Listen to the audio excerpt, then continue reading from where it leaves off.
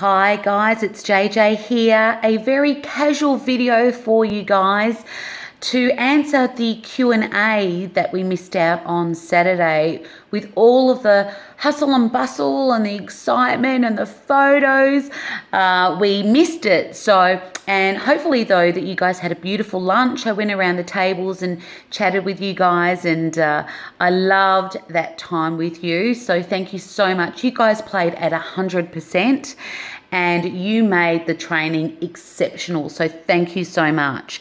So I want to start with some questions that have been sent in. There weren't that many questions, guys. You were questionless. But I have got a few. I've got 3 people that sent some questions in. So let's just go through those. So the first one is from Emily. So Emily says, my problem is that sometimes in meetings or when working for a new client, it takes me a while to get my confidence going until I feel settled in. I don't think this is obvious to others, but it's how I feel on the inside. How can I overcome these feelings? So Emily, I'm hoping that what we went through on Saturday has given you some more clarity around how you're communicating to yourself, because emotions don't just show up, right?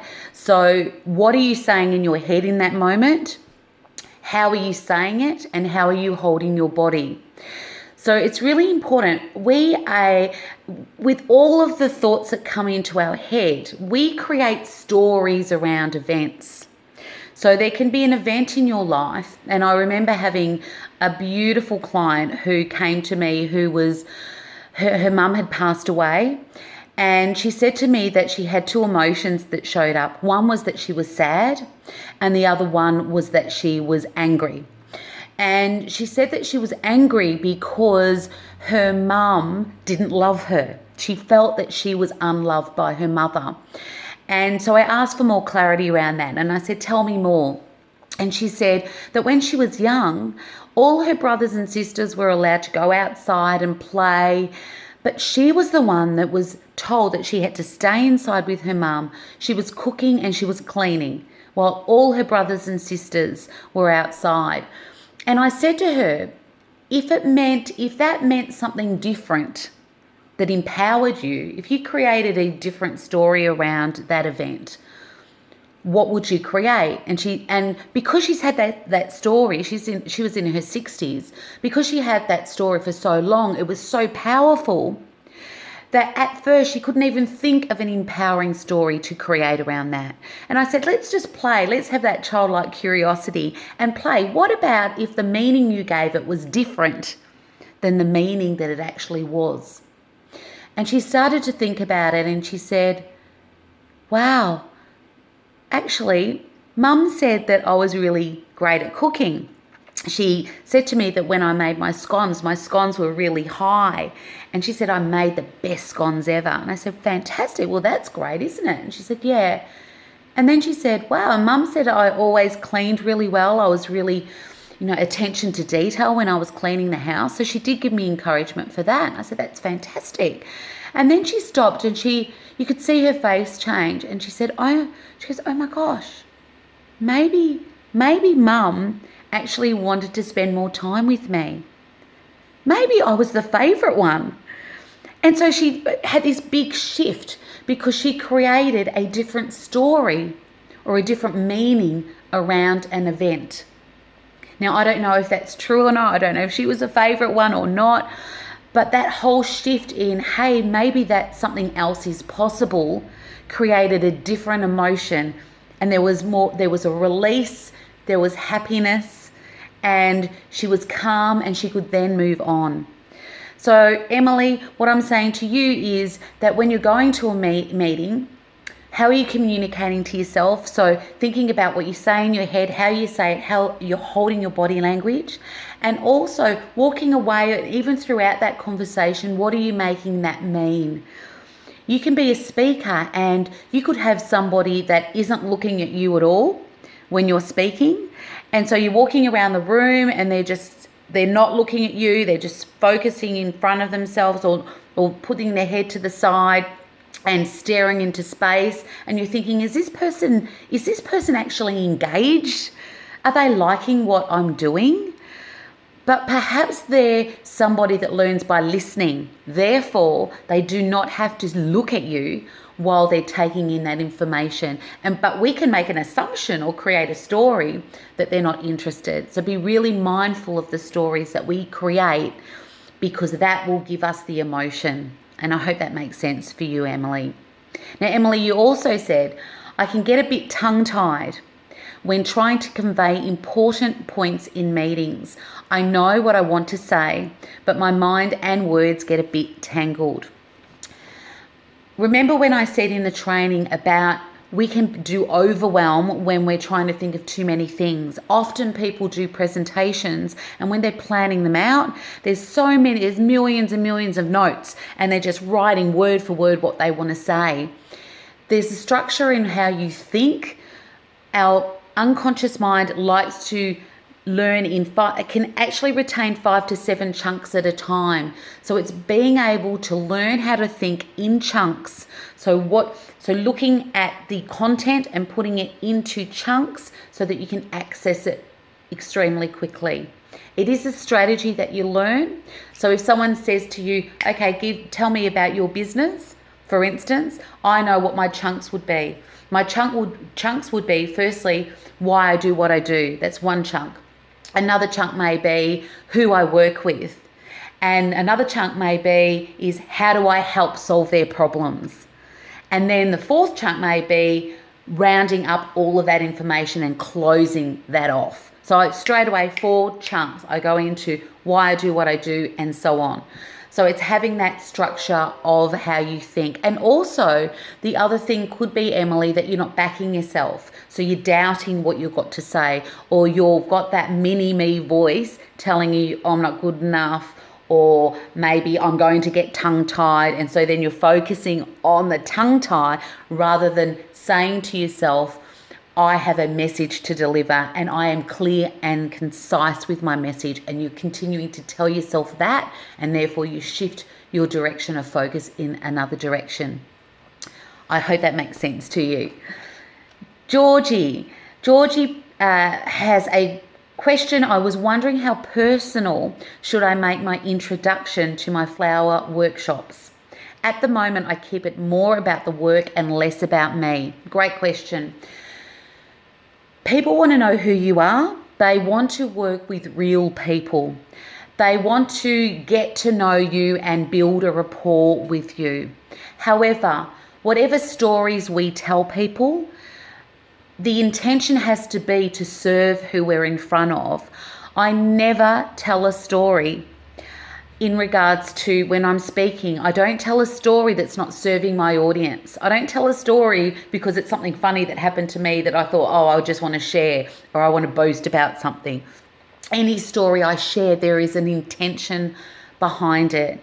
So Georgie, if your intention is that your story and your past has something that's going to inspire your people at your workshop, or it's going to build rapport with those in your workshop, please continue or start sharing your personal story, because you'll create a stronger rapport. And if you create that story in a way, if you've been on a journey that's challenging and they can relate to that, and it's about, yeah, she's done it too, and you'll build rapport even more. Thank you, Georgie. Fernanda is the last question. My question to you is, how do you sell during a presentation, and do you do it at all? So this is her first one. And do you introduce a specific offer or simply mention your services throughout the presentation? Okay, so do I sell in a presentation? Not always. It depends on the presentation. So I may I love doing charity work or helping those in need. I would absolutely not be selling anything at one of those presentations. Even the word selling, I like to say that when I'm on stage, it's about an offer to join my tribe. And yes, I do have an offer to join my tribe, particularly my structure of my events are that I do my free events, and then I give an offer for those that want to continue the journey with me, because I know there's so much more that people have to learn that I can help them with. So I give them the offer to join my tribe. Now, how do you do that? It's really fascinating because my delivery of my offer is very different from most people out there in the marketplace.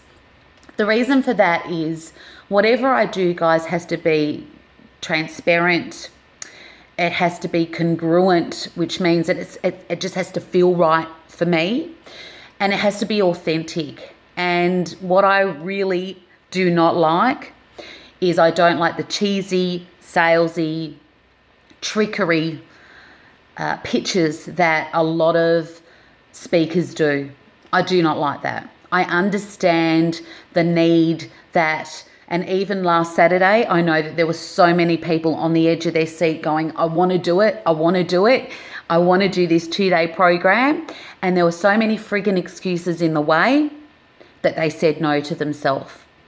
And I have a duty to help open up and change the thinking, because that mindset, if you continue with a mindset of excuses and you sit on the edge, when you intuitively know that it's right for you, then you will not grow your business. It won't happen. And I know from my journey, and I'm continuing to grow, guys, with my business, and I'm still and will continue to expand my way of thinking as I grow my business from multi-million to billion business, because for me it's about helping even more people on this planet. And I've got my vision of different charities that I want to create. And so for me to do that, I need to be able to have people that are coming up behind me, that are coming on this journey with me, and they need to have a different mindset. Because what got you your first, starting business, and maybe you guys are turning over maybe $100,000, maybe it's not even that, maybe it's $50,000, maybe you're struggling right now, maybe you're doing $1 million, whatever level you are at. To get to the next level means that you have to have a different way of thinking. Does that make sense? You can't think the same as when you're doing a $50,000 business to when you're doing $1 million business. You must shift your thinking. Years ago, I would think of my business as if I'm going to buy something, or I'd think about if I need to do social media, for instance. Oh my gosh, I've got to spend this amount of money. Now I'm like, what's my return on investment? And am I going to get that back tenfold? And that's the way I'm thinking. And you need to spend money. You need to spend money on your personal development. And I know that it's tough sometimes, particularly when you're starting out. But when you get that momentum and you start taking those calculated risks, and even when they don't pay off and you're like, I'm resilient, I'm still going, because intuitively you know it's right for you, then that's where the gold is. So my offer, and not my pitch, my offer is, and to do it in a way that can create enough pain for those sitting on the fence that are friggin' scared. They're scared. Like that beautiful lady at the front row who's like, when she signed up. And I get it. I've been there. I've signed up to Tony Robbins' program and got, I got 50 grand. But I know it's right for me. So when I'm doing my offer, I have a responsibility. I have a responsibility for those, only for those that I know that are going to give 100%, that know that we're a match. I have a responsibility to change their thinking so that they can come on the journey with me. And to do that, yes, there are strategies. I've got to create enough pain and enough pleasure. And I have to, the important thing as a speaker is to start planting seeds in their minds so that they're expanding their thinking. And that is how I do an offer on stage. What actually really frustrates me is going to the trickery of some speakers. And there's some amazing speakers out there, but there are some, and they can be old school or not. They've been taught how to do that, and it's about standing up or saying you've got this whole vault or an ebook and it's all worth $50,000. And I think in an audience, as I'm in the audience, I'm thinking, who did you sell that to for $50,000? Like, be honest with me. I want honesty. So for me, my offer is very different. It's more about transparency. Do I get the sales through as much as maybe the cheesy trickery salesperson? I don't know. And I really, that's not my intention. My intention is to be true to my brand. My intention is to change people's thinking and to get people into my tribe that really want to give it a crack and are wanting to go on this journey with me. So that's my intention. And I'm really fortunate to have amazing people like yourselves in my room. Introducing specific offers or simply mention your services. Again, Fernanda, it depends. If it's not really a time where you're going to do a strong offer, I may say, those of you that want to have a chat with me later, it depends on the circumstances.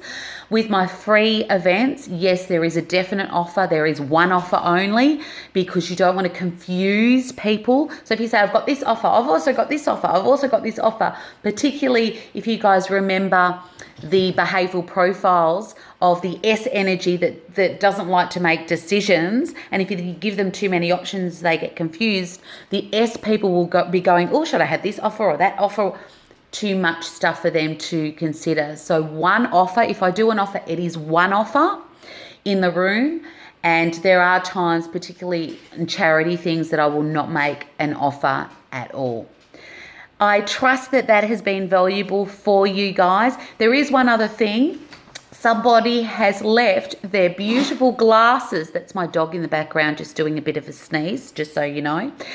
So these beautiful glasses, they're gorgeously in, oh dear, now I really can't see.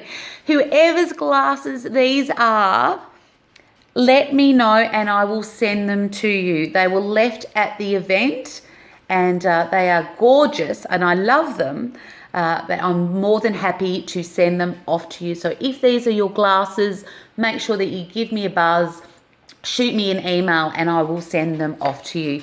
Thank you, guys. Have a fabulous week. Those of you that have booked in for the 2-day training, I am so excited for you, because there are things that you know and that you're excited about because I've explained them in regards to the course, but there is so much more that you guys are going to learn, and the transformation that is just around the corner for you guys is extremely exciting, and I'm so honored that you have chosen to come on this journey with me. And my promise to you is that I will hold your hand, I will support you, I will challenge you, and all of that will be done with love, and you will see the transformation at the end of it. And I will not give up on you guys. And I promise you that. Thank you, guys. Have a great one. Bye.